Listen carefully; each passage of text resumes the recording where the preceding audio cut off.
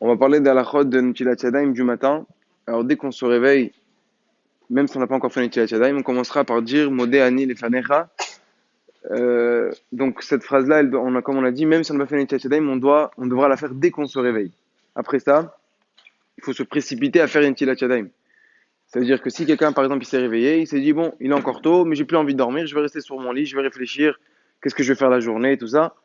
Le Zohar HaKadosh, il est mahmir de ne pas laisser la touma qu'il y a sur les mains. Dès qu'on se réveille, il faut vite se précipiter à faire une Netilat Yadayim.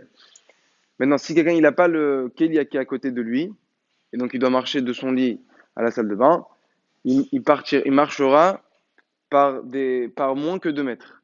Chaque parot marbarmot, il s'arrête un peu, et il avance jusqu'à Netilat Yadayim. Bien qu'il y ait une Zvara qui dit que toute la maison, on peut marcher dedans, ça ne s'appelle pas qu'on a fait plus que 2 mètres, parce que tout ça c'est sous un seul toit. Quand même, la lacha, les marassés, on est marmire de marcher moins que 2 mètres. Et une fois que on arrive devant le Keli pour faire une Netilat Yadayim, alors on le prend de la main droite, toujours, parce que pour commencer avec la main droite, mais comme il faut d'abord laver la main droite, donc on prend le Keli avec la main droite, on le donne à la main gauche, et on verse sur la main droite, après on verse sur la main gauche, ainsi de suite, comme ça, 3 fois. Donc ça, c'est pour la halachot de Netilat Yadayim.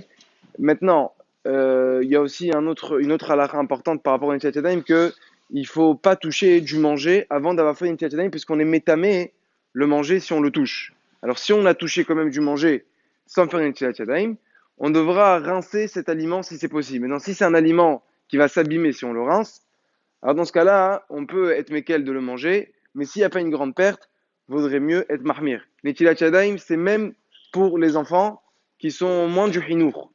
Comme on vient d'expliquer que si on touche un aliment, ça leur entamer. Donc c'est pour ça que, comme eux, ils touchent du manger aussi, donc c'est pour ça qu'il faut leur faire Netilat Yadayim.